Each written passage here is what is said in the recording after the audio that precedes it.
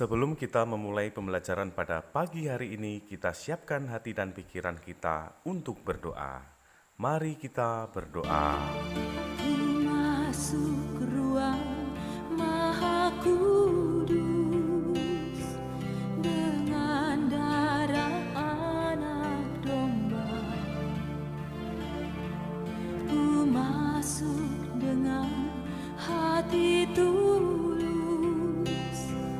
menyembah Yang Maha Kuasa.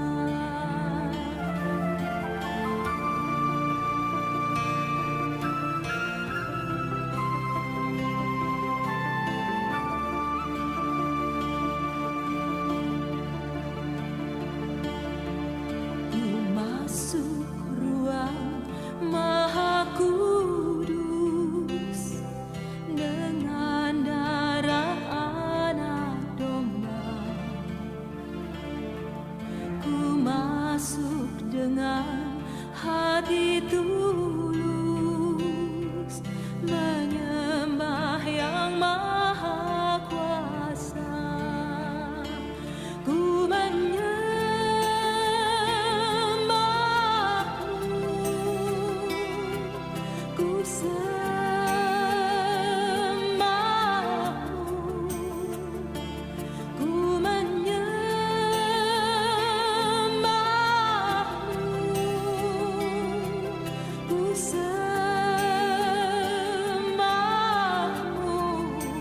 sebab namamu kudus, kudus Tuhan. Sebab namamu kudus, kudus Tuhan.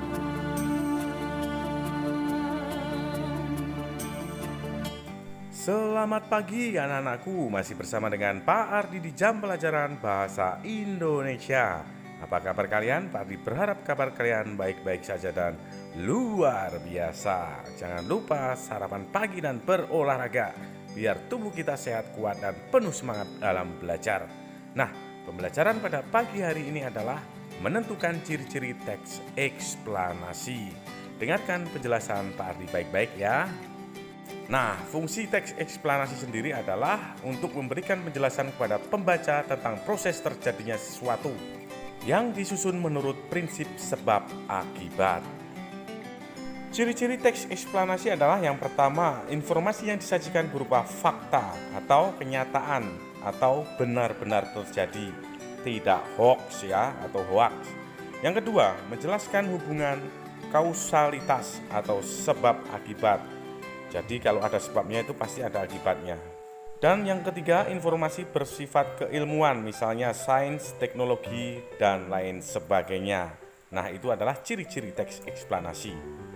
Nah, bagian teks eksplanasi itu ada 3, yaitu pernyataan umum atau pembukaan, yang kedua deretan penjelas atau isi, dan yang ketiga adalah penutup kesimpulan.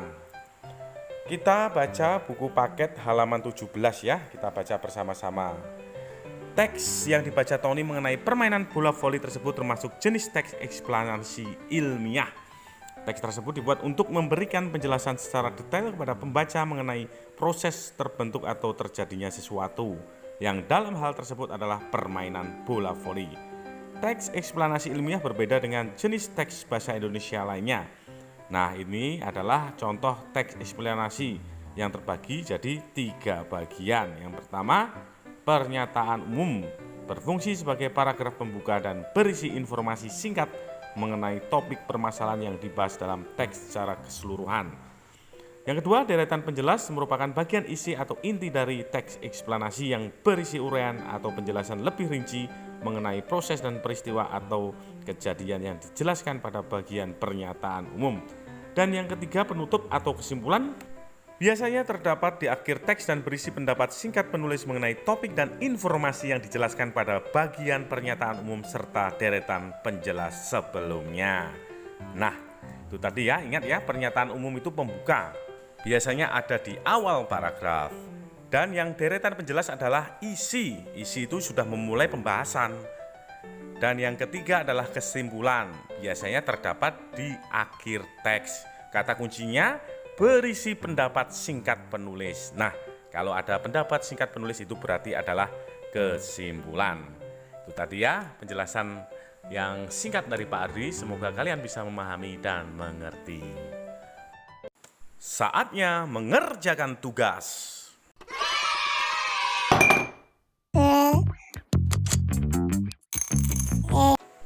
Sekarang buka buku paket 6C halaman 16 dan 17.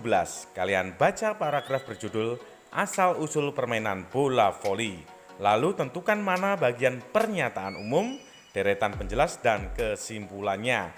Buat dalam bentuk tabel ya, seperti contoh yang ada di halaman 17. Yang kalian isi adalah paragraf keberapa pernyataan umumnya, deretan penjelasan, ataupun kesimpulan. Alasannya, untuk alasan kalian bisa isi karena itu adalah pembuka, ataupun karena itu adalah isi dari paragraf, atau karena itu penutup. Bisa dimengerti ya? Semangat anak-anakku! Demikian pembelajaran pada pagi hari ini. Tetap semangat anak-anakku, selalu berdoa, dan salam sehat. Jangan lupa tersenyum dan tetap bahagia. Hahaha. Sampai jumpa di video pembelajaran berikutnya. Dah.